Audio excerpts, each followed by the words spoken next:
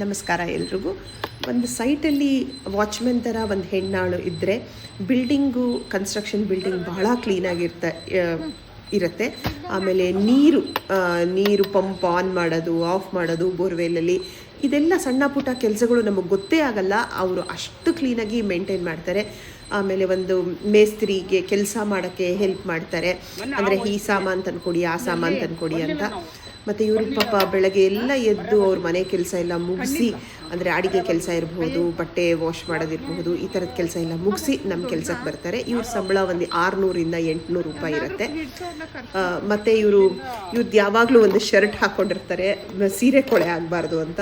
ಮತ್ತು ಒಂದು ಸ್ಕಾರ್ಫು, ಒಂದು ಚಪ್ಪಲಿ, ಯಾವಾಗಲೂ ಕೆಲಸಕ್ಕೆ ರೆಡಿಯಾಗಿರ್ತಾರೆ. ನೋಡ್ತಾ ಇರ್ಬೋದು ಈ ವಿಡಿಯೋದಲ್ಲಿ ಅವ್ರ ಮಗ ಬೇರೆ ಅವ್ರಿಗೆ ತೊಂದರೆ ಕೊಡ್ತಾ ಇದೆ, ಆದರೂ ಅವ್ರು ಕೆಲಸ ಮಾಡ್ತಾ ಇದ್ದಾರೆ.